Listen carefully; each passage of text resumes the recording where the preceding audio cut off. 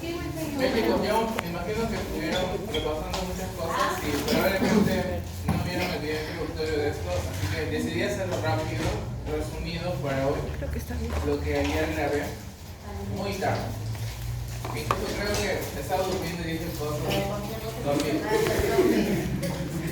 Entonces, mejor reiniciamos todo. Este video va a ser eliminado y vamos a quedarnos con lo que vimos acá. Esta semana es full receptores catalíticos.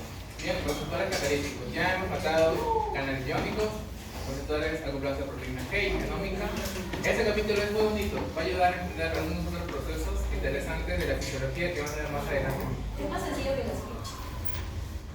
No, está por ahí. Son más o menos. De hecho son menos, solo que la señalización es más difusa. Vamos a darlo ahora. Por eso es la introducción. Bien. Estos son los grandes receptores que se estudian para fisiología. De hecho, la biología tiene muchos más, pero vamos a enfocarnos a estos 5 grupos.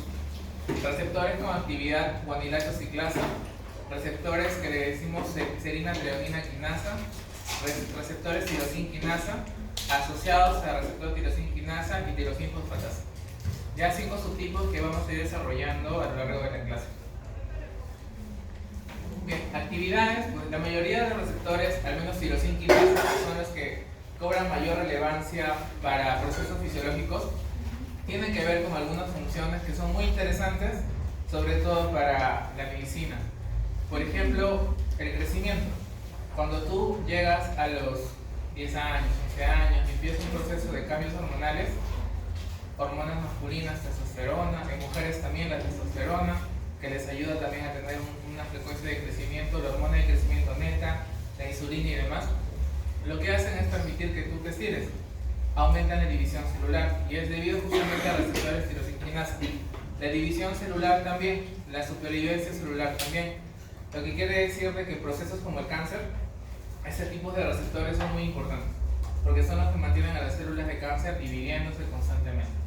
Ahora, cuando ya vas envejeciendo, hay células muy importantes del cuerpo que ya no se dividen tanto como las células de la piel y te surgen arrugas, porque ya no regeneras piel. Estos receptores ya no están tan activos, pero otros están activos. En células neoplásicas están en constante actividad. Los viejitos tienen unos cánceres, pero tienen procesos propios del envejecimiento. Migración de células. Ven ustedes que tienen muchas funciones ese tipo de receptores.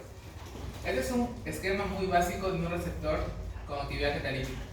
Tiene una subunidad de unión al ligando y otra subunidad que tiene la actividad catalítica.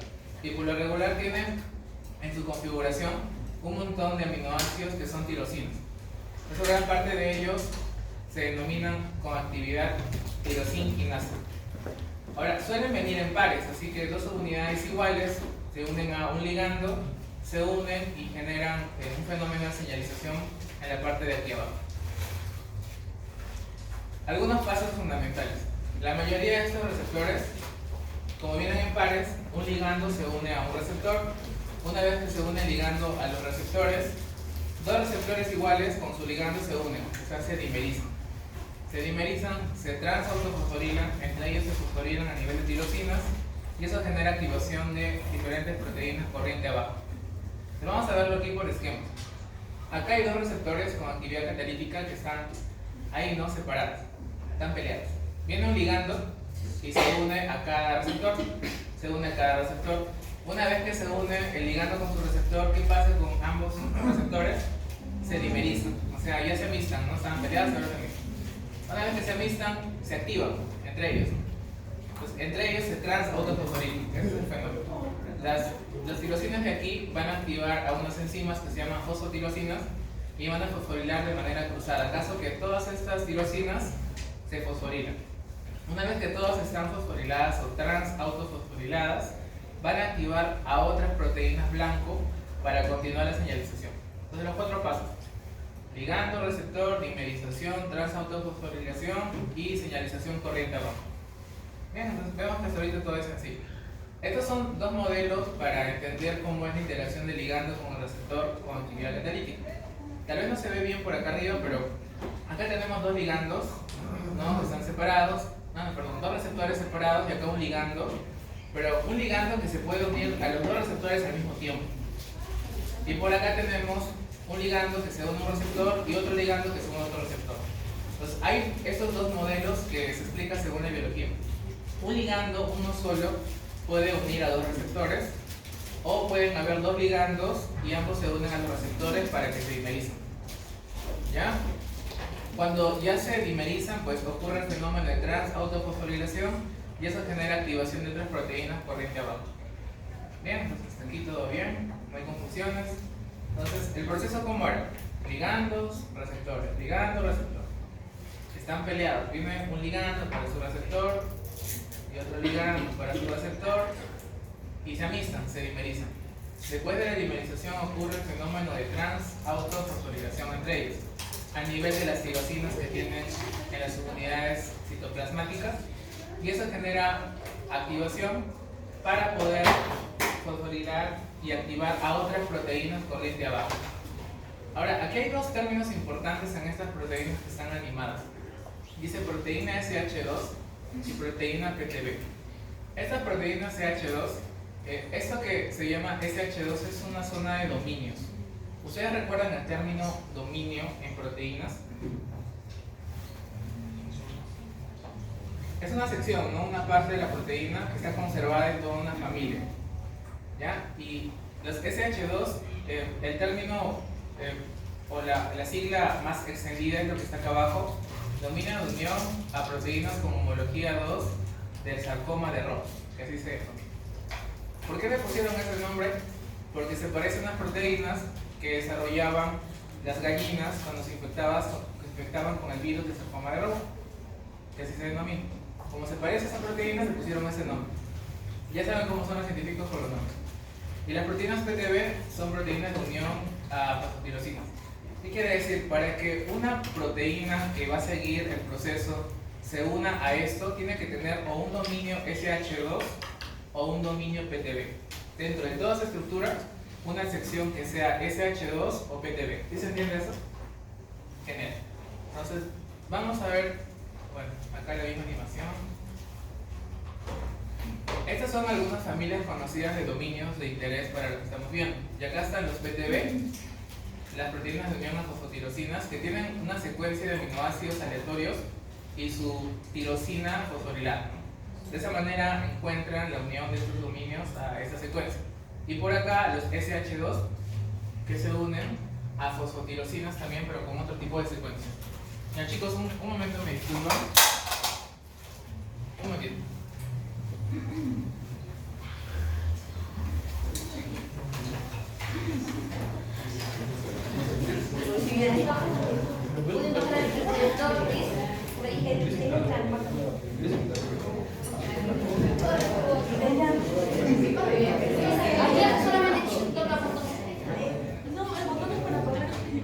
No, hay una flechita.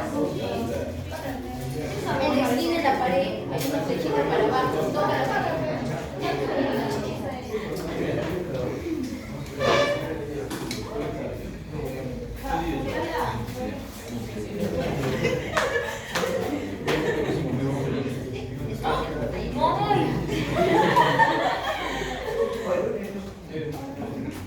No, ese allá del control, mira, de blanquito.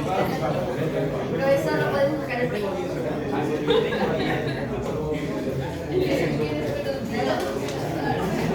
Sí, lo toqué una vez, pero no se bajó, o sea, era.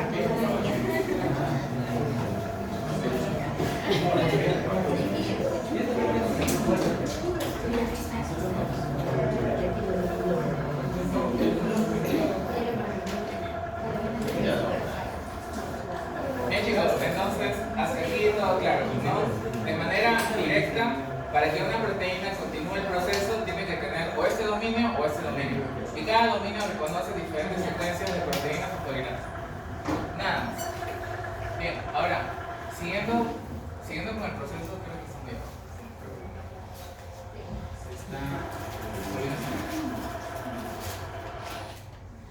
Bien, entonces cuando uno tiene el fenómeno de señalización corriente abajo, tiene diferentes proteínas involucradas que se pueden activar. Algunas de ellas se denominan proteínas adaptadoras, acopladoras, factores de transcripción o enzimas que se van a activar. Estas proteínas adaptadoras son muy interesantes porque son proteínas que permiten que una proteína que no se podía unir ahora se una. Pero a veces eso en biología es un poco complejo de entender y yo prefiero usar cosas que son cotidianas para poder entender mejor el proceso. ¿Ya? Ahora, para entender una proteína adaptadora, me gustaría saber si ustedes alguna vez han usado algo similar a esto que les permita conectar, por ejemplo, un enchufe redondo o así más grandito a plano, ¿no?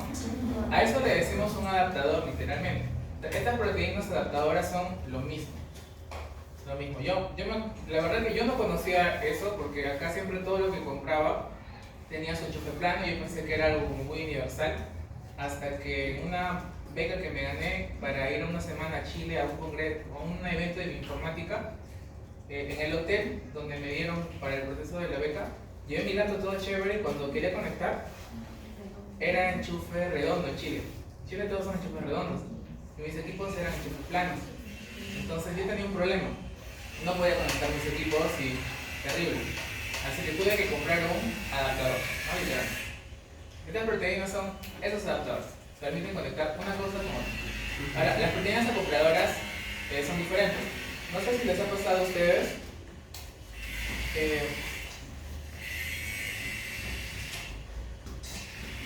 Chicos, un momentito. Un minuto, nada más. Es una cosa de urgencia.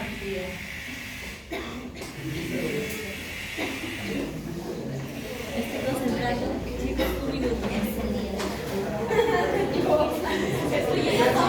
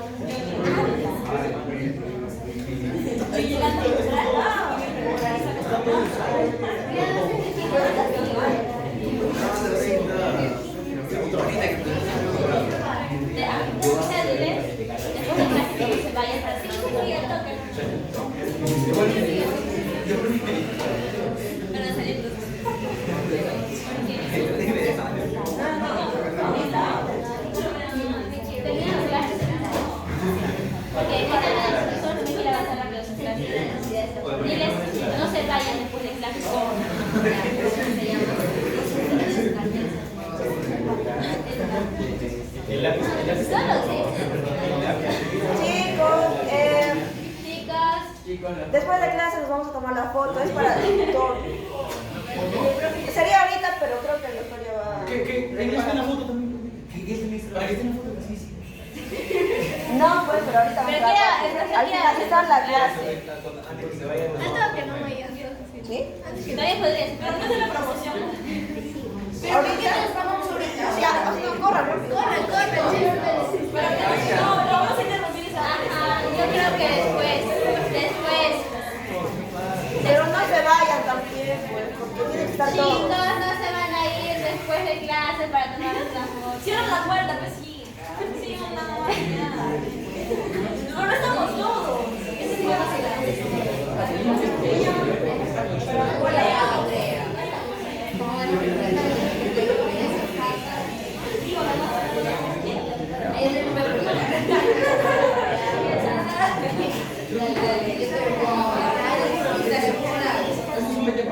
Siempre se va. Ah, no, acá dice soy muy joven, se parece mentir, pero no puede hacer. Eso no voy a explicar. Mana, eso no de eso no hizo nada malo.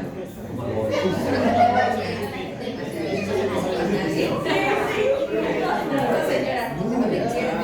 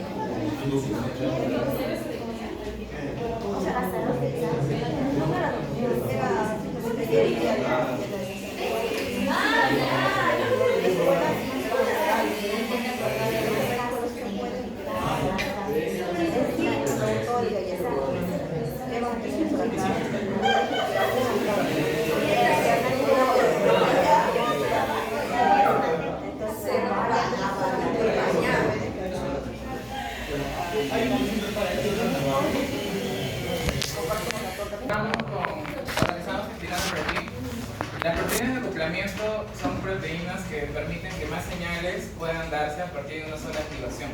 Para poder entenderlo podemos poner el ejemplo de lo que tal vez ustedes hacen cuando van a la biblioteca. Cuando van a la biblioteca probablemente encuentren que muchas personas conectan sus laptops a todos los enchufes y no tengan un espacio para ustedes para avanzar. Normalmente siempre hay un estudiante, al menos siempre veo en los grupitos, que es un poquito más mosca y trae su extensión. Lo conecta y ahora puede haber 5 puertos más para que más personas se conecten. Esa extensión es como una proteína de acoplamiento. Como no existe para muchas, las proteínas de acoplamiento son como una extensión que tiene más entraditas con más proteínas señales. Nada más. Factores de transcripción, ya saben que son proteínas que van al ADN y permiten la expresión genética. Y diferentes enzimas que pueden ser activadas por un solo receptor con actividad catalítica. Bien, entonces aquí vemos la ejemplificación de algunos de ellos, ¿no? Factores de transcripción, por ejemplo, bueno, solo es una esquematización de eso, ¿no? Y veremos más ejemplos más adelante con el diapo. Y enzimas también, ¿no? Hay algunas enzimas que sí sería importante que se acuerden, que son las que están por aquí. Fosfoinositol 3 quinasa, que es una vía, fosfolipasa C gamma y fosfotirosifosfatasa, ¿ya? Fosfatasa por acá. Son 3 vías importantes que vamos a ver también más adelante. Entonces, aquí el ejemplo de una señalización mediado factor de crecimiento epidérmico, ¿ya? Entonces tenemos a un factor muy importante que se crece en la piel cuando por alguna razón tú tienes un corte.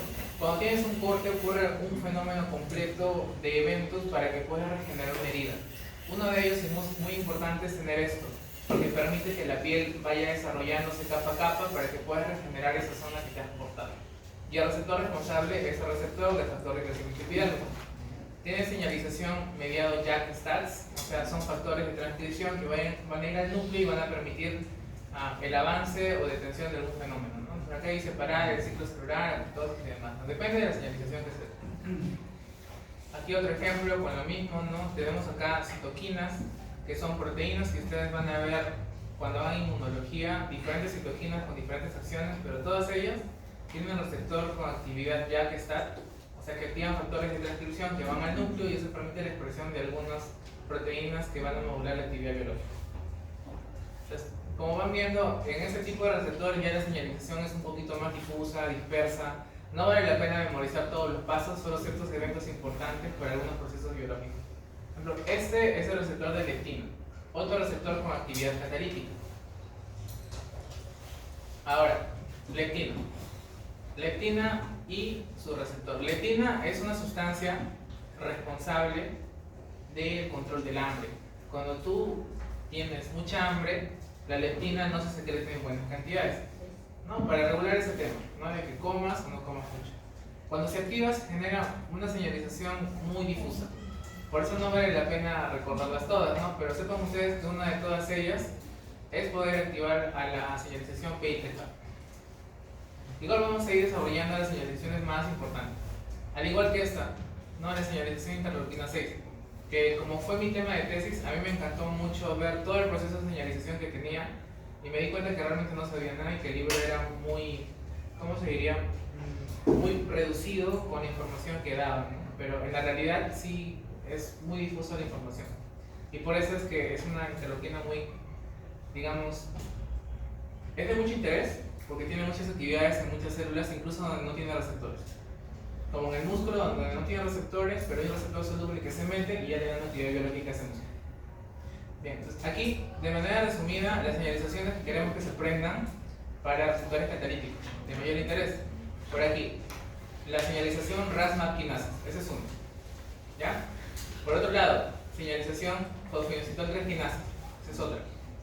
Señalización fosfolipasa C-gamma es otra, y ya que está. Entonces queremos que ustedes se aprendan 4 señalizaciones, que son las que se repiten más en los procesos fisiológicos que ustedes van a ir leyendo. RAS-MAP quinasas, fosfodienosinol-3 quinasas, fosfolipasa C-gamma, y ya que está.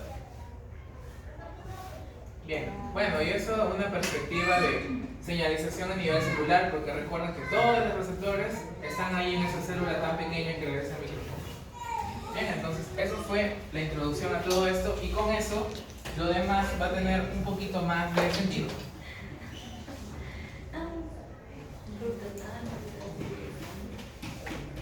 Parece un mundo, pero al final, como ustedes van viendo, cuando uno hace un resumen, el conocimiento lo dirige a algo muy funcional, ¿no? Yo quiero saber esto y pasa por esta razón.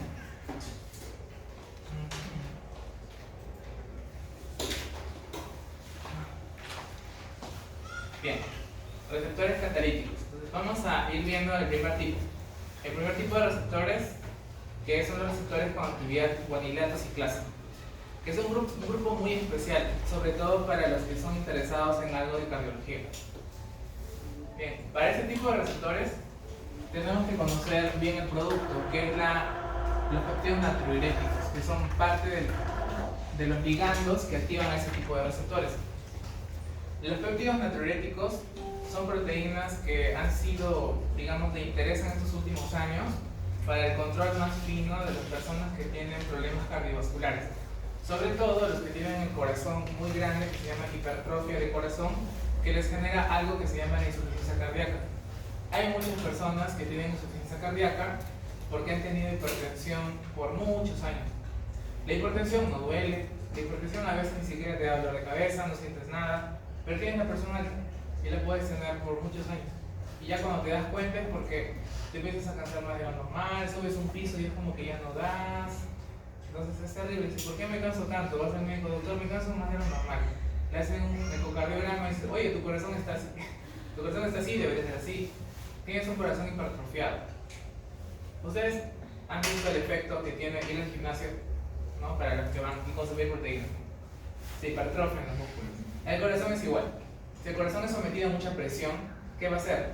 Se va a mamar. El problema de tener un corazón recontra mamado es que tienes poco espacio para sangre. Y si hay poco espacio para sangre, no inyectas mucha sangre a tu cuerpo. Corazón hipertrofiado. Insuficiencia cardíaca, producto de eso. Los péptidos natriuréticos ayudan a controlar ese fenómeno, sobre todo la hipertensión arterial.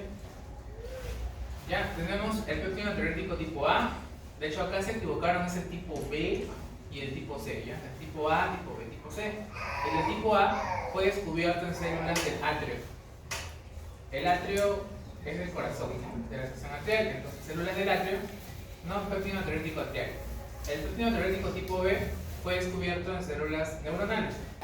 Por eso su nombre, o sea, el tipo B es brain, o sea, de brain, ¿no? B es de brain. No péptido natriurético, pero de cerebro. Pero también se ha visto en los ventrículos cardíacos. Como fue descubierta por primera vez en el cerebro, le pusieron péptido natriurético tipo B, pero se ve que se secreta en buenas cantidades en el ventrículo. Entonces no se olviden de eso. ¿Qué produce el tipo A? El atrio. ¿Quién produce el tipo B? Los ventrículos. Otro nombre de atrio es aurícula, ¿no? Entonces los aurículas tipo A, los ventrículos tipo B. ¿Y los de tipo C? Principalmente el endotelio y el sistema nervioso central. Bien. ¿Cuáles son los efectos de tener estas proteínas en nosotros o secretarlas? Estas proteínas hacen que la presión arterial baje. Hacen que el corazón no se hipertrofie tanto, o sea, más bien lo protege. Hacen que, si es que por alguna razón tú estás con mucha sal, hacen que orines sal para perder más agua y bajar la presión arterial. Entonces son péptidos que protegen al corazón. Y como se ha visto eso, ahora se están desarrollando medicamentos para que estos péptidos mejoren la condición cardíaca de algunos pacientes. Son medicamentos de última generación para pacientes con enfermedades cardiovasculares, que tal vez no lo van a ver mucho en la práctica de las postas porque son medicamentos caros, pero en los hospitales sí lo usan, como el sacubitril. Entonces sí, es muy interesante, sobre todo porque reduce la mortalidad de esos pacientes. Entonces vamos a entender un poco cómo funcionan estas sustancias y sobre todo para que lo entiendan con esta nueva generación de medicamentos que se están fabricando. Por acá tenemos los receptores del péptido natriurético tipo A, tipo B y tipo C. Entonces, ¿quién va a ir acá? El péptido tipo A, tipo B y tipo C. Obviamente son sus ligandos. Dijimos que eran receptores con actividad guanilato ciclasa. Por lo tanto, cuando los actives, ¿qué va a pasar? Se va a ciclar al GTP y va a formar GNP cíclico. Este GNP cíclico, así como el ANP cíclico activaba la pKa, el GNP cíclico va a activar a la pKg. Esta pKg, al momento en el corazón, al menos en los músculos, va a fosforilar a una proteína que se llama fosfolamban. Y el fosfolamban fosforilado ya no va a molestar al cerca, y el cerca va a poder comerse todo el calcio para que retículos plasmáticos y llene de calcio. ¿Y qué pasa si tú te llevas todo el calcio de esta zona? Ya no hay contracción. Y si no hay contracción, sobreviene la relajación. Y si estás en un fenómeno de vasoconstricción, vas a hacer que haya vasodilatación. Y si hay vasodilatación, la presión arterial puede bajar. Y estos fenómenos también pueden mejorar. Aparte que la PKG también va a inactivar canales de calcio tipo L. Ya no va a entrar más calcio. Pues por ambos lados y la entrada. Y guardarlo, vas a reducir la contractibilidad de este músculo cardíaco o vaso sanguíneo en todo caso. Entonces, ven ustedes que todos los receptores son similares. En el tipo B también tiene una actividad similar, solo que puede ser activado también por óxido nítrico, el tipo B. Y el de tipo C activa al óxido nítrico endotelial para que el óxido nítrico pues genere también GNP cíclico en el proceso. Entonces que todo es involucrado. Ok, ¿qué efectos pueden tener los péptidos natriuréticos en general en nosotros? A nivel cerebral, pues van a reducir la estimulación simpática. Si tú haces que el sistema simpático baje, vas a generar un fenómeno colinérgico, ¿no? Porque están los dos así, ¿no? Adrenalina, noradrenalina y acetilcolina. Si tú desactivas a uno, vas a hacer que el otro gane. Entonces, si tú bajas al sistema simpático, ¿quién va a ganar? El sistema parasimpático. Y eso va a hacer que el corazón baje, ayuda. A nivel del cerebro, también reduce la producción de vasopresina. La vasopresina es una hormona que hace que los vasos sanguíneos se contraigan, ¿no? O sea, vasoconstricción, y también hace que retengas agua. Dicho sea de paso, es una de las hormonas responsables, junto con la adrenalina, que te aguantes toda la orina mientras estás en el examen, para que no te orines. Y es una de las hormonas que se inhibe cuando las personas toman mucho alcohol. Que las personas que toman alcohol tienen muchas ganas de orinar y están yendo a cada rato. Bueno, se inhibe esto y pues cuando se inhibes esto te da ganas de orinar a cada rato. Ya vas a presionar. Y otras hormonas más. Ahora, por aquí nos interesa más esto, ¿no? Si nosotros reducimos el sistema simpático, hacemos que la resistencia vascular periférica aumente o disminuya. ¿Qué hacía la adrenalina en el vaso? Contrae el vaso. Y eso aumenta o disminuye la resistencia vascular. La aumenta, ¿no? Reducir el vaso aumenta. Entonces, el péptido natriurético, ¿qué haría si bloquea los vasos, o no, al tono simpático?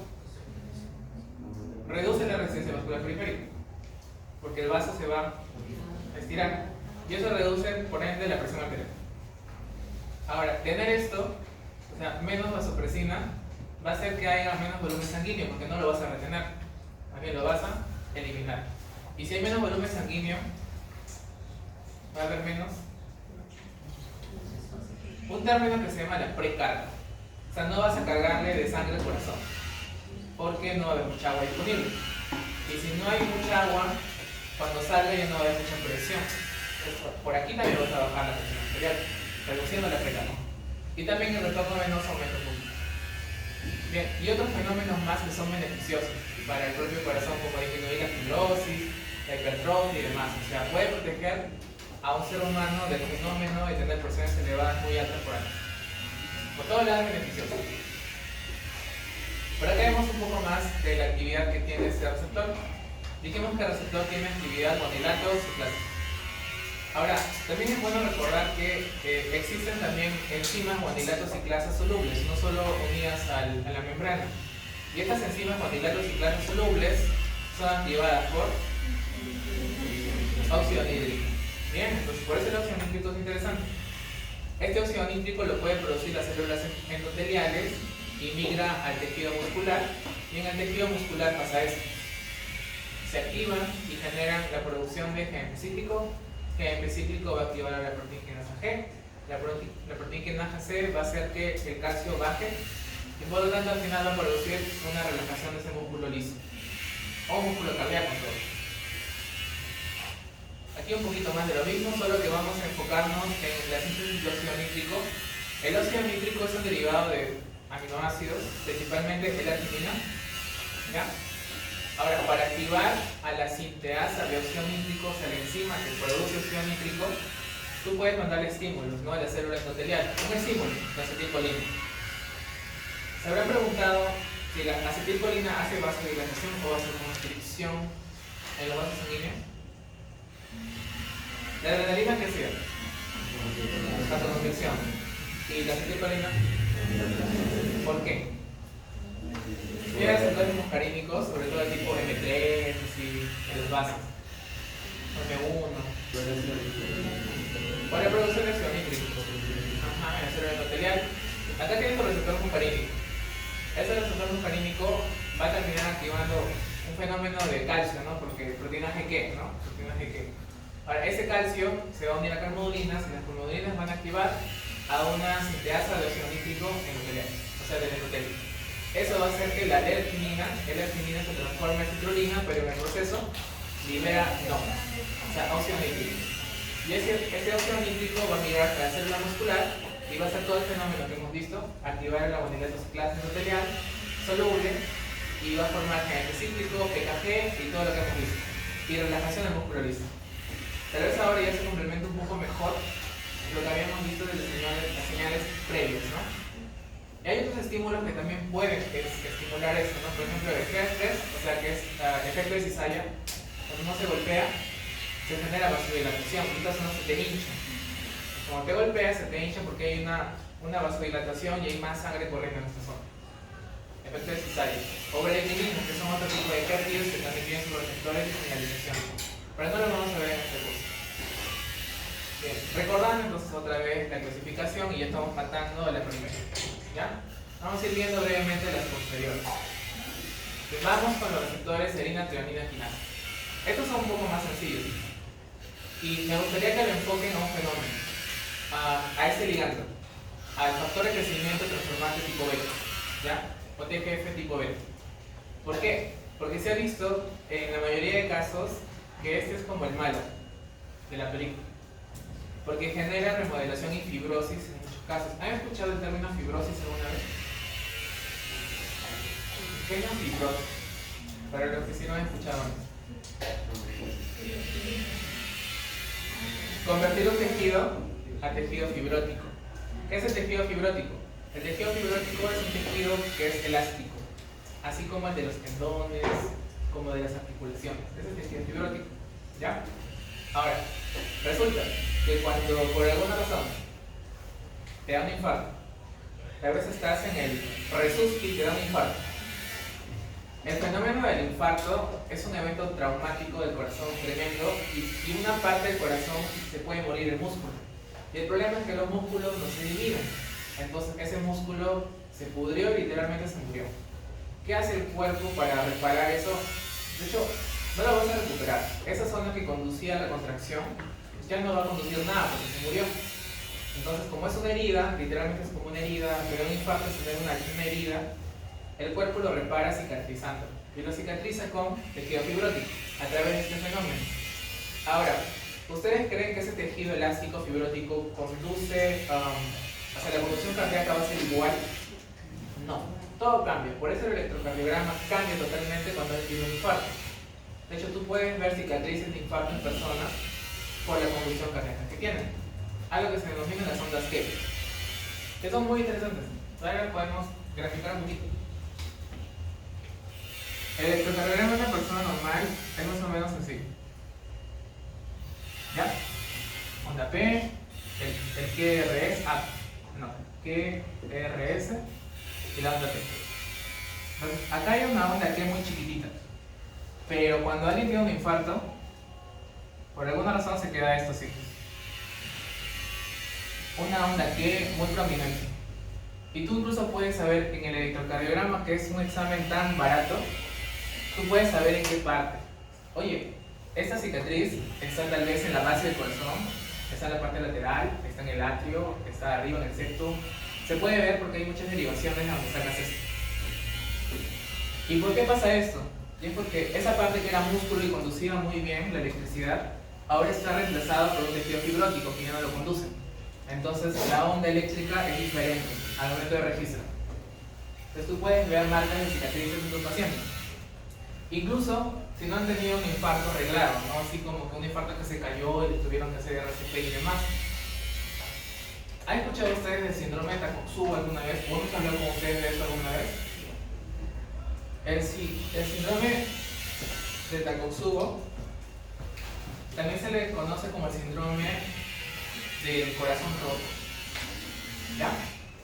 Es una situación en la cual una persona pasa por un estrés tan fuerte, se relaciona mucho con rupturas amorosas, pérdidas de familiares. Es tan fuerte el evento que genera una descarga adrenérgica tan fuerte en el corazón. El corazón literalmente hace un cortocircuito y se queda, toma una forma extraña que le dicen forma de Takotsubo. Toma esta forma el corazón. En vez de ser normal, toma esa forma y se queda así, latiendo así. No contrae, se queda así por un momento. Y se infarta. Por un pequeño momento. ¿Por qué le pusieron síndrome de Takotsubo? Porque esta cosita que lo ves en la placa radiográfica se parece mucho a las trampas que usan los japoneses, que se llaman Takotsubos, para pulpos. Entonces, como se parecía a la forma de ese jarrón que atrapa pulpos, le pusieron síndrome de Takotsubo. Ahora, cuando te pasa esto, literalmente estás sufriendo un infarto. Así que cuando tienes una decepción amorosa o algo así que te genera un dolor cardíaco muy parecido a un infarto, probablemente pases por un Takotsubo y no lo sepas. Si por ahí alguien hace un electro y encuentra ondas que un poco grandes, mayor de 1 milímetro para abajo, puede ser que hayas tenido Takotsubo y no lo sabías. Pero aún estás conmigo. Bien, ¿y qué hace el cuerpo para reparar esa cicatriz? Cicatrices del corazón reales. Lo llena con tejidos fibróticos, pero se activan estas señales. Factor de crecimiento transformante beta, el que lo malogra todo. Porque una vez que haces esto, esta zona ya no conduce y el corazón ya no es el mismo. Es más débil cada año. ¿Qué hace? Este ligando interactúa con su receptor que tiene actividad serina triamina quinasa. Este receptor activa unas proteínas que son factores de transcripción que se denominan los SMACs. Estos SMACs de diferentes tipos. Este SMACs S es de diferentes tipos, puede ser 1, 2, 3. Interactúa con los SMAC4, forman un dímero, factor de transcripción que va al núcleo y expresa genes. ¿Qué genes? Genes para producir tejido conectivo para reemplazar esa zona que es una cicatriz. Bien, esta es la principal señalización. Las demás no hagan caso. Aquí otro ejemplo de lo mismo, señalización, factores de crecimiento transformante beta, SMACs 1 al 4, y se producen todos ese tipos de proteínas, integrinas, colágenos, fibronectina, que van a formar un tejido conectivo nuevo, y también se va a producir un inhibidor. Acá no está el inhibidor, pero más adelante, acá, un inhibidor que es el SMAC7. Como se produce también el inhibidor, después de un tiempo esto debería cesar, porque no queremos tejido fibrótico en todo lado, y que no se extienda eso, porque imagina la mitad del corazón fibrótico, tienes un corazón que funciona a la mitad, ya no se va a contraer como debe ser. Al menos en la piel y en otros lugares funciona bien. Pero tú cuando te haces una cicatriz, la piel ya no es la misma. Y es porque se reemplaza por tejido fibrótico. Las cicatrices que uno pueda tener son tejido fibrótico. Ya no es la piel original. Bien, y eso era con esta sección. Y nos queda una más que va a ser rápida.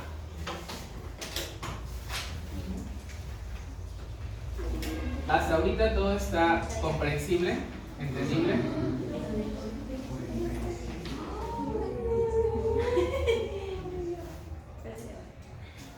Como estamos haciendo todo seguido, pues hay partes acá que las podemos pasar porque ya se entendieron, ¿no? Cada clase tiene un recordatorio de lo anterior. Entonces, eso ya está, y ustedes ya lo saben. Este fenómeno también, el de los ligandos, ¿ya? Eso es lo mismo que habíamos contado. ¿Para qué sirven los receptores con actividad catalítica? Todas sus funciones. Por aquí los pasos, ¿no? La unión al monómero de ligando, la dimerización, la transfosforilación y las proteínas blancas que siguen. Acá el fenómeno, pero por esquemas, me parece que quedó claro y no vale la pena repetirlo. Acá es lo mismo, así que vamos a ir pasándolo.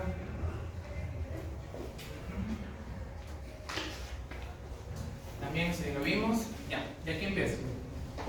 Es importante que hablemos de la señalización importante. Dijimos que habían 4 RAS-MAP quinasas, PI3K, fosfolipasa quinasa, fosfolipasa C-gamma y ya que está. Les vamos a hablar de la señalización RAS-MAP quinasas. Esta señalización es muy importante para que una célula haga ciclo celular, para que las células se dividan. ¿Ya? Entonces tenemos acá una molécula señal, después vamos a ver ejemplos. Interactúa con su receptor, se dimeriza, se trans-autofosforila y activa otras proteínas blancas. Ahora, para poder activar la vía RAS-MAP quinasas, tienes que activar a una proteína que se llama RAS. RAS es una proteína G monomérica. La mayoría que han visto ustedes son triméricas, pero o heterotriméricas, ¿no? Pero esa es una proteína que es un monómero nada más. Y está pegado a la membrana inferior por un prenilo. No se olviden de eso, es un dato importante. Si tú por alguna razón afectas la formación del prenilo, se malogró esa vía metabólica. O podrías modularla para algo que te interese. Ahora, para poder activar esa proteína RAS, yo tengo que acoplar a esta activación al primo Jeff. Bueno, yo tengo un primo que se llama Jeff, yo le digo primo Jeff, pero es la proteína RAS-Jeff. La proteína RAS-Jeff es una proteína intercambiadora de guaninas. ¿Ya? Y para poder acoplarla a toda esa señal, tienes que ponerle un adaptador, porque RAS-Jeff no se puede unir directamente a esto. Es como si tuvieran las entradas redondas, necesitas entradas planas para poder conectarlo al receptor, y acá usamos un adaptador con entradas redondas y entradas planas para que todo conecte como debe ser. Ese adaptador se llama el GRB2. Entonces, receptor activado, GRB2 como un adaptador, se une el RAS-Jeff y recién está activo. El RAS-Jeff va a intercambiar el GDP de esta proteína RAS por GTP, y una vez que le cambia el GDP por GTP, ya la proteína RAS está activa. ¿Qué va a hacer la proteína RAS? Múltiples pasos que vamos a ir viendo poco a poco. ¿Ya? Pero por ahora esto es lo importante. Activar la proteína RAS. Acá el ciclo de RAS-Jeff. Al principio tenemos a RAS con GDP, digamos, de forma inactiva. Ya por ahí le quitamos el GDP y gracias a Jeff intercambiamos el GDP por GTP, ¿no? Ya la proteína RAS está activa. Ahora, cuando esto ya ha sido usado, el RAS GTP ya está en forma activa, hay momentos en los que tenemos que desactivarlo porque la señal no tiene que estar todo el tiempo. Hay una proteína GTP-ASA que se llama GAP que ayuda a que el GTP se consuma y se forme de nuevo el GDP y ya está de nuevo en la forma inactiva. Entonces, es el ciclo del RAS, ¿no? RAS-Jeff con GTP y GDP. Eso es lo que les comentaba, ¿no? ¿Qué pasa cuando activas a RAS? Ya vimos que se activó RAS. ¿Cómo se activó a RAS? Según lo que vimos, sé que tal vez lo dije rápido, pero se acuerdan de eso. El receptor se activa, se dimeriza, se transfosforila, después llama a una proteína adaptadora, el GRB2. Eso adapta a una proteína que es el RAS-Jeff, al primo Jeff, que intercambia el GDP por GTP y hace que RAS se active. Una vez que RAS se activa, ocurren estos fenómenos corriente abajo. Aquí está RAS activo, ya con RAS GTP. La RAS GTP va a activar a otra enzima que se denomina la MAP quinasa. Esa MAP quinasa va a activar a otra enzima que es la MAP quinasa. Esa MAP quinasa va a activar a la MAP quinasa. Y la MAP quinasa va a activar un factor de transcripción que va a nivel genético y va a producir proteínas. Ahora, yo prefiero darle otros nombres. RAS GTP o la proteína ya RAS activa va a activar a RAF activa MEC activa ERK y ERK permite la expresión genética a través de un factor de transcripción. ¿Sí? ¿No? Tal vez. Entonces van esa secuencia: RAS GTP activo, activa RAS, MEC, ERK y factores de transcripción que van a nivel genético. En esa secuencia, corriente abajo. Bueno, acá son algunos comentarios, ¿no? Pero no se preocupen, no es que esto va a entrar al examen. Muchos comentarios. Ok, esto es lo que ya habíamos visto de RAS-Jeff, así que me parece que lo podemos pasar. Solo es para denotar que la proteína estructuralmente tiene zonas que la prenden y la apagan. No, pero es por un tema estructural biológico. Y que YEF es una proteína intercambiadora de guanina. Pues aquí lo vemos igual por pasos, ya más simple. ¿Se acuerdan cómo es que llegábamos a activar a RAS? Ligando con receptor, el receptor se dimeriza, después se transautofosforila, eso llama a una proteína adaptadora RB2, eso adapta a una proteína que es el RAS-YEF. El RAS-YEF va a intercambiar el GDP que tenía el RAS por un GTP y eso lo va a activar. Una vez que activas tú a RAS, vas a activar a RAF, RAF va a activar a MEC, MEC va a activar a ERK y ERK va a activar a diferentes proteínas blancas como factores de transcripción para permitir la expresión genética en algún tipo celular específico. Recuerden que la expresión de proteínas es diferente de acuerdo a la célula que esté activada. O sea, acá la señalización ya se vuelve media difusa. Aquí es lo mismo, ¿no? RAS, RAF, MEC, ERK, expresión genética a través de factores de transcripción. Aquí, bueno, esto era algo del doctor Salomón que había dejado, que creo que es del libro de biología molecular de Cass, me parece, esta imagen, donde, bueno, le piden al biólogo que explique cómo es la señalización y les habla de todo el fenómeno de las mamas, quinasas, RAF, no sé qué, y al final termina siendo tan infinito el proceso que se confunde y se va al hospital. Pero los comentarios son buenos, ¿sabes? Así que les recomiendo que lo vean. Ok, entonces, del doctor Segura, la diapo, receptor de insulina, estaba tan buena que no la modifiqué. Así que, vamos a ver. ¿Se acuerdan la insulina? ¿Era la hormona anabólica o catabólica? Anabólica por excelencia. O sea, es la que te hace crecer, la que te hace engordar, pero también puede generar un poquito de músculo. Pero por lo regular aumenta más masa grasa. Y también tiene contribuciones en el metabolismo de los carbohidratos, los lípidos y poco por ahí de proteínas. Esto ustedes ya lo recuerdan, cómo es el metabolismo de la glucosa, a dónde va primero, una vez que llega sangre por el intestino, al hígado, ¿no? Y después al páncreas. Pues bueno, no vamos a hacer recordatorio porque eso fue ya del curso anterior, pero sí es importante comentar esto, ¿ya? La secreción de insulina, porque sí, la temática es insulina. Y el receptor de insulina es un receptor con actividad catalítica y por eso viene el tema. ¿Cómo es que se secreta insulina por parte del páncreas? Porque esa sería la primera cuestión. ¿Se acuerdan que el páncreas tiene un umbral para poder dejar que ingrese la glucosa dentro del tejido pancreático, sobre todo las células beta? Esto vendría a ser una célula beta y tiene su transportador GLUT2 principalmente. Cuando pasas el umbral de los 100 miligramos por decilitro, este transportador es muy activo y cuando esto empieza a funcionar, ¿qué es lo que va a pasar en esta célula beta pancreática? Glicólisis, sobre todo, ¿no? Empieza la glicólisis, todos los pasos de la glicólisis, los 10 pasitos de la glicólisis. Y como parte del proceso se va a generar una cantidad de ATP mínima, pero suficiente para activar otros fenómenos. El ATP es un ligando para un canal de potasio que tiene la célula beta, o canal de potasio sensible a ATP. Cuando esto va por aquí, el canal de potasio empieza a bloquearse. Si lo empiezas a bloquear, ¿qué es lo que pasaría con esta célula? ¿El potasio se va a acumular o va a reducirse? Se reduce porque el potasio tiende a salir, no cuando el canal está abierto. Entonces, si tú lo cierras, lo vas a acumular. ¿Qué va a pasar cuando tú acumulas el potasio dentro de la célula? Como son cargas positivas, vas a generar un fenómeno de despolarización. Esta célula, al encontrarse en un fenómeno de despolarización, va a activar unos canales sensibles de voltaje, los canales de calcio sensibles de voltaje. Eso va a hacer que ingrese el calcio a la célula beta.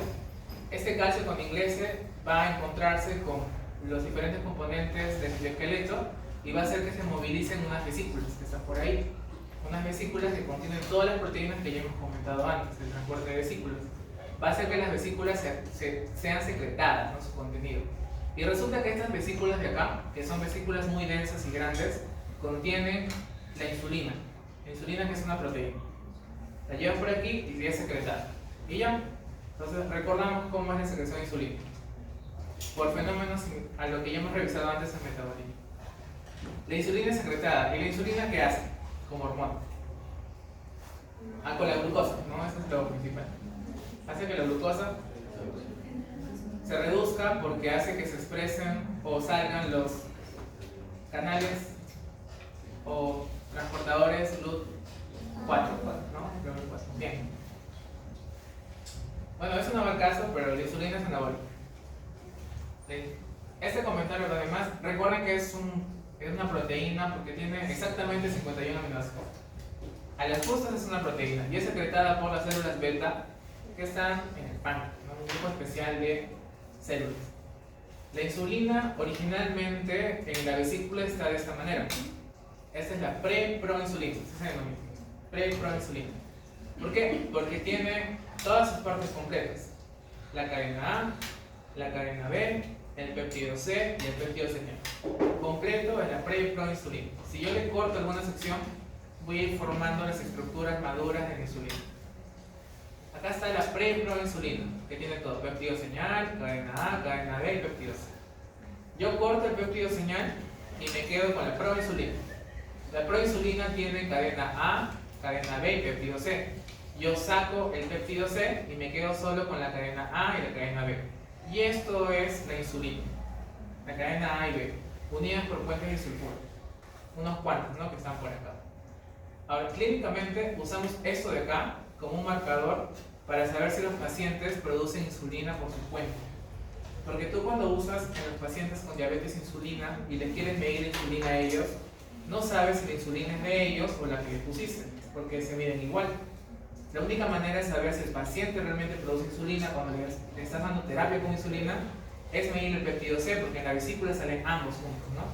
Entonces, mides esto y dices, y el paciente sí está produciendo un poquito de insulina. Bien. Acá un poco más de lo mismo. Esta es la pre-pro, esta es la pro, y por acá está la insulina ya madura. La insulina madura es cadena A sin cadena B. Ahora, para que sea secretada y se pueda guardar también en vesículas, por lo regular le añaden, la misma célula le añade moléculas de zinc que le dan estabilidad. Pero realmente es una técnica muy interesante, porque en industria farmacéutica hacemos lo mismo. Estabilizamos productos de insulina con zinc para que los pacientes tengan una insulina estable por un tiempo, ¿no?, y no se degrade. Ok, este es el receptor de la insulina, el que va a recibir, el que genera todo lo que ustedes ya conocen en el metabolismo. Es un receptor que es dimérico, ¿no? Miran, dos partes, ¿no? Dimérico. Acá reciben la insulina y por acá es el fenómeno de señalización. Son cadenas alfa y beta. Alfa y beta. Son dos alfa, dos beta. Y están unidas por puentes disulfuro, 3 puentes disulfuro. Ahora, ¿por qué se los mostramos? Porque es uno de esos pocos receptores que ya está dimerizado antes de que venga el ligante. La insulina es un receptor ya dimerizado antes de que venga la insulina. O sea, ellos siempre están en paz, no están peleados. Y cuando viene la insulina solo hace que el proceso sea mejor. Acá está otra vez el receptor, un poquito más estructural, ¿no?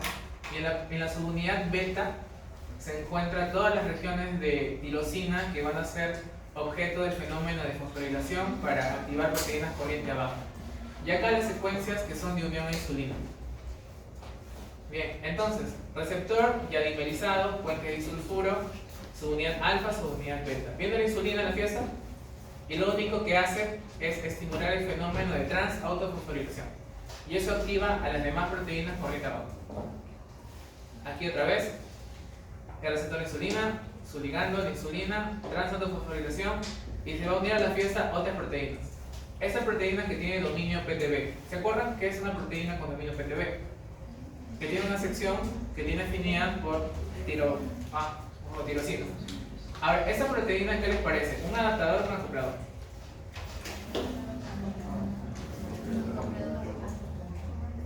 Es más como un acoplador, ¿no? Porque permite que diferentes señales extiende la señal para varios puertos, ¿no? Como una extensión. Entonces, al momento de activar la insulina, puedes activar una señalización como RAS-MAPkinasas y otra señalización muy importante que es la PI3K. Entonces, son dos señalizaciones muy importantes cuando la insulina interactúa con su receptor. No se olviden de eso. Creo que esta se cruzó porque no debería estar ahí, ¿no? Esta es la señalización RAS que ya habíamos visto. Me parece que esta sí se desordenó ahí. Pero sí recuerdo, ¿no? LB2, RAS, intercambio de... esta proteína SOS es lo que le decimos el RAS-YEF, ¿ya? SOS es el RAS-YEF, que intercambia GDP por GTP y eso ya activa... y GAP, que es el que valora la fiesta porque hace que GTP se vuelva GDP otra vez y lo desactiva. Ok, pasando. Aquí otra vez creo que alguien lo desordenó de los grupos anteriores. Este sí es el de la insulina, ¿ya? Cuando la insulina, obviamente ya está dimerizado y viene su ligando, se activa esta proteína que va a permitir que otras proteínas ahí se puedan unir, que se denomina el IRS o sustrato receptor insulino. Permite que otras proteínas ahí puedan adaptarse al proceso. Y una de las señalizaciones que nos importa es PI3K y otra que nos importa es RAS quinasas. Bueno, aquí se comenta que hay un tipo de señalización que es las fosfatasas que pueden hacer que esto se corte. Bien, me parece que acá también pusieron otro fenómeno que no debía estar, que es la señalización JAK-STAT, que es para factores de transcripción. Pero bueno, ya lo habíamos comentado. Entonces, esta es la señalización con todas las señales que, bueno, no nos importa para el tema de insulina, pero aquí están todas las señales, al menos la mayoría de señales que hemos visto. GLB2, SOS, RAS, entonces ese es RAS quinasa, ¿no? Fosfolipasa C gamma, y por aquí, bueno, no hay otras. La insulina, recordemos que permite la translocación de los transportadores GLUT a la membrana, ¿no? Pero nos importa más saber cómo. Igual, me importa más saber cómo, ¿no? Porque estas imágenes ya las habíamos visto. Esto es parte de algo que me parece que ya les habíamos mostrado en el curso anterior, pero ahora va a tener más sentido. El receptor de insulina llama a una proteína que permite acoplar más señales, que es el IRS, puede ser subtipo 1, 2 o 3. Este IRS va a permitir que otras señales como PI3K o RAS quinasas estén activos, pero para sacar al transportador GLUT4 necesitamos la señalización PI3K o fosfolipasa quinasa. Esto activa PKB, PKB activa la AKT, AKT va a la proteína S160 y eso permite la translocación de la vesícula tiene GLUT4 a la membrana. Y de esa manera recién el GLUT4 permite el ingreso de la glucosa en las células y ya se reduce la glucosa. Vamos a verlo otra vez, pero con otra imagen. Receptor de insulina. Este receptor dijimos que ya venía de fábrica, ya venía ya así con su pareja, ¿no? Ya venía dimerizado. Y viene su ligando de insulina, que se une a la subunidad alfa o beta del receptor. Esta es la subunidad alfa y esta es la subunidad beta. Alfa. Entonces ligando, subunidad alfa.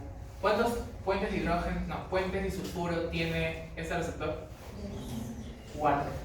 2 aquí y 2 acá. 2 que unen la subunidad alfa y 2 que unen la subunidad alfa con la subunidad beta. Aunque no lo crean, son preguntitas también de examen. Ok.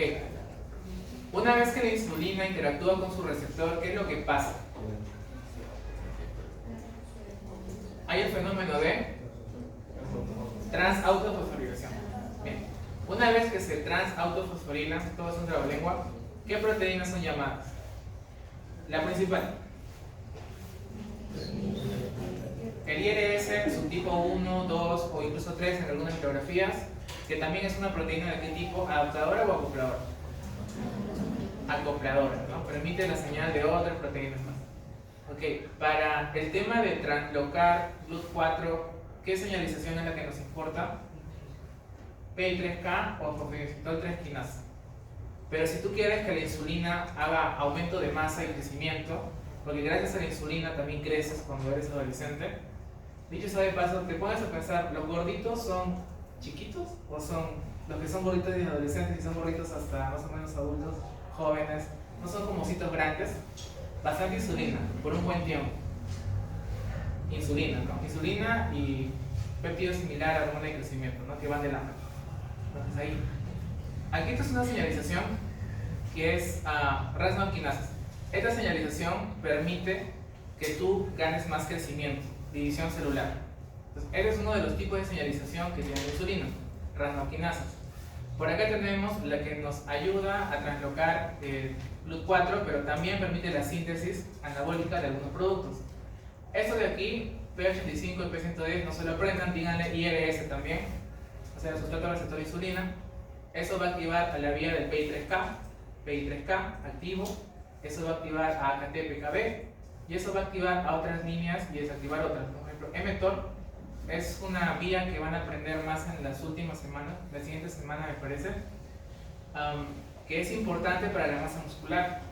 Así que es una vía de interés para el desarrollo muscular, que también es estimulado por insulina.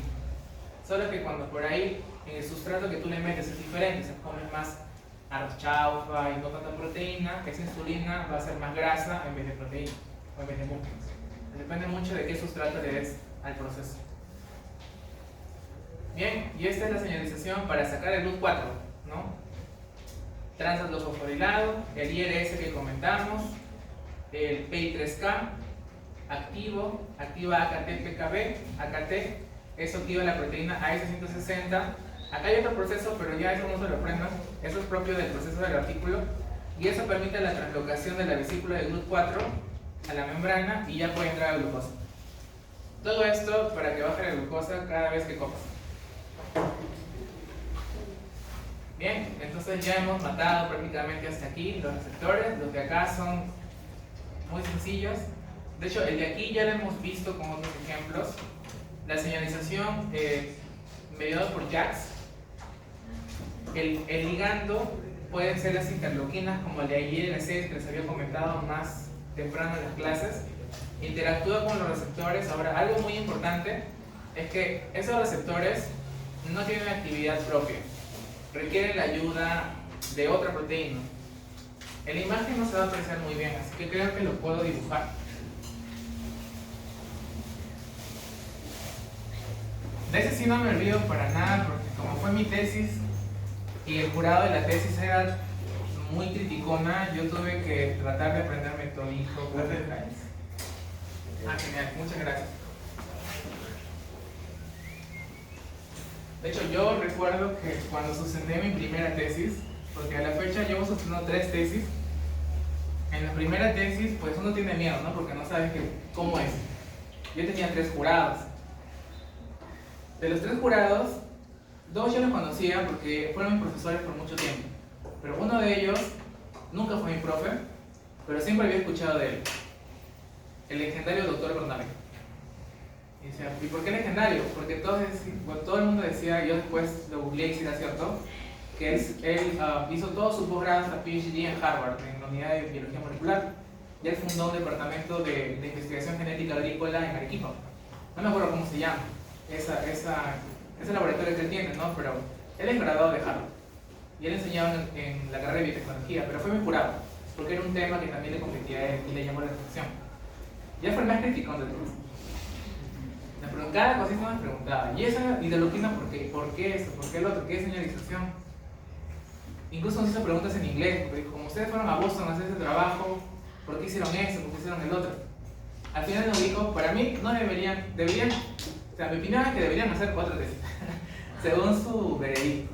Pero como eran 3, y él era el único que dio la negativa, los otros profes nos los ganamos con muchas respuestas ingeniosas, porque realmente tratamos de ser un poquito floreros con todo, pero sí le dimos a las cosas que ellos querían. Nos aprobaron, no por unanimidad, pero sí por mayoría.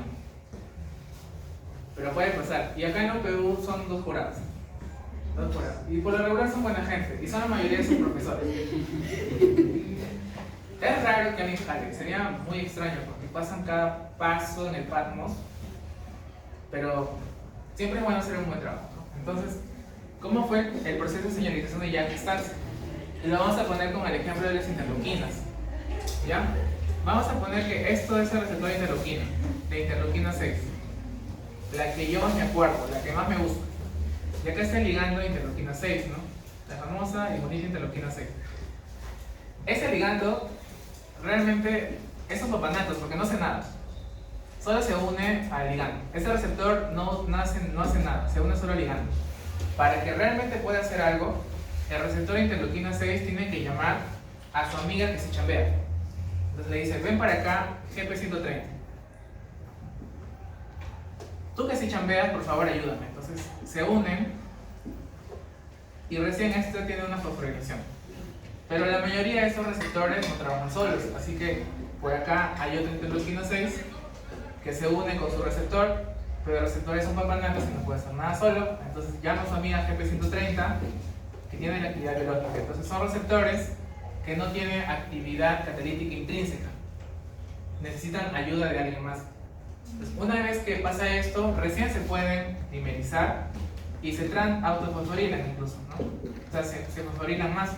Al momento de generar este fenómeno, llaman a unas proteínas que se llaman los JAKs. Llaman a JAK. Hay diferentes familias de JAK. Son enzimas. Una vez que las llaman, las fosforilan, o sea, las prenden, las activan. Cuando tú fosforilas a los JAKs llaman a sus amigos, que son los STATs. Y por lo regular son dos STATs juntos. O sea, STAT al cuadrado. Estos STATs tienen un nombre muy largo que ya no me acuerdo, lo aprendí para mi tesis, porque tenía que decirlo todo chévere. Pero estos STATs fosforilados ya se unen en parejitas y juntos van al núcleo para hacer expresión genética, ya que sea proliferación celular y otras cositas. Entonces, esa es la secuencia con un receptor de ese tipo, tirosina quinasa asociada al receptor. No tienen actividad característica intrínseca, llaman a su amiga para que le pueda ayudar con el proceso. ¿Sí? ¿Se entienden? Genial. Y por último están estos receptores, los receptores CD45, que tienen actividad tirosina fosfatasa. O sea, ellos más bien quitan fósforos del proceso. Y acá tenemos un ejemplo. El que más hemos visto es de un receptor de inmunoglobulinas que se llama el CD45. Una vez que el CD45 interactúa con algún antígeno, porque ya esto es de inmunología, activa todo el proceso de tirosina fosfatasa. Aunque lo crean paradójico, esas tirosina fosfatasas en las células inmunitarias permiten la expresión genética de algunos procesos para lo que nosotros nos podemos defender. Por ejemplo, proceso de alergias, producción de proteínas citotóxicas para defenderte de algunas bacterias y demás. Entonces, de este, me parece que hay una... no. Ya. De este solo enfóquense en que el receptor CD45 es el principal tirosina fosfatasa. La señalización interna realmente tiene varias, por eso no colocamos una muy específica, pero tiene funciones inmunitarias muy importantes, ¿ya? Así que no le voy a prestar mucha atención al CD45, es para que sepan que existe, y en inmunología lo van a ver un poquito cuando revisen los capítulos. No, o sea, no le voy a prestar mucha atención, solo lo he comentado. El principal receptor tirosina fosfatasa es CD45 y tiene contribuciones inmunológicas importantes. Y su actividad es desfosforilar, o sea, quitar fósforo. ¿Ya? Ahora, factores de crecimiento, que era lo último que comentar. Hay diferentes factores de crecimiento de interés. Aquí están algunos clásicos, interleuquinas como mi-amada interleuquina 6. Por acá tenemos el factor de crecimiento derivado de plaquetas, que es muy famoso porque hay un tratamiento que le dicen, no sé si han escuchado, terapia con suero rico en plaquetas para hacer regenerar el cartílago de rodilla para que tienen artrosis. ¿Han escuchado eso? Que les ponen suero rico en plaquetas en las rodillas para que ya no les duele la rodilla. Algunas personas responden más o menos. Bueno, es porque las plaquetas producen un factor de crecimiento muy importante que permite regenerar tejidos, que es el factor de crecimiento derivado de plaquetas. Entonces se ha visto en diferentes estudios in vitro que puede regenerar colágeno. Hay personas que sufren por el colágeno y toman colágeno. El colágeno les va a ayudar con sus reumas. Pero más que el colágeno es esto y dieta, ¿no? El factor de crecimiento derivado de plaquetas. Ahora acá tenemos otro que ustedes han visto un poquito más antes. El factor de crecimiento transformante, por ejemplo el tipo beta, genera fibrosis y producción de colágeno. El factor de crecimiento vascular endotelial, el factor de crecimiento epidérmico. Entonces, hay un montón de factores de crecimiento.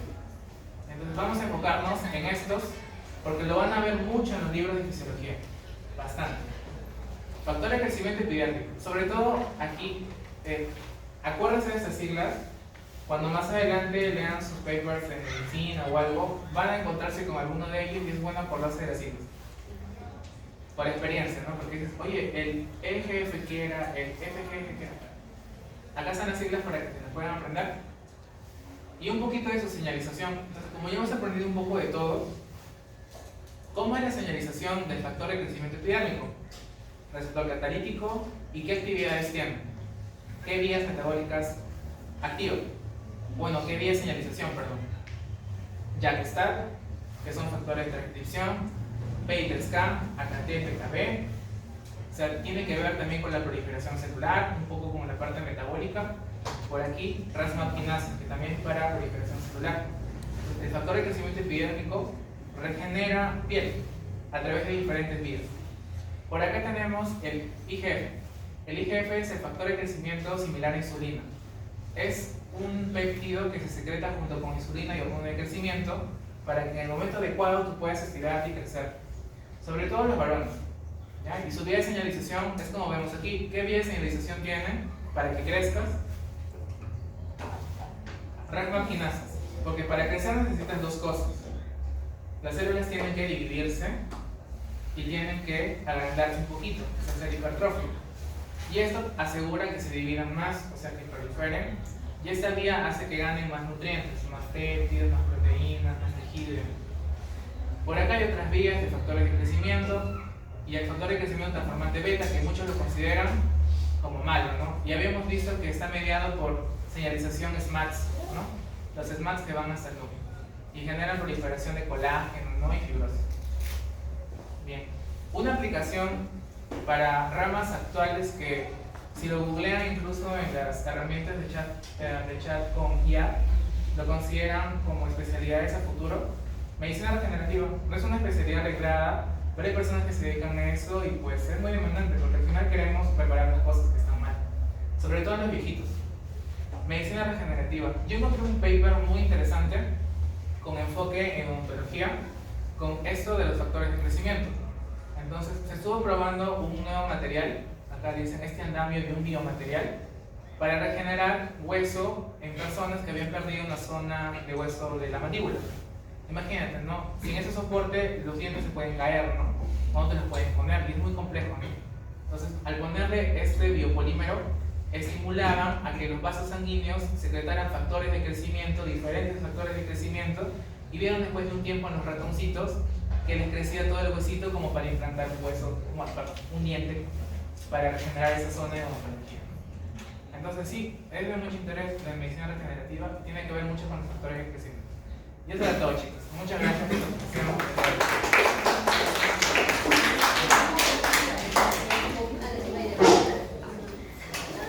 No se vayan.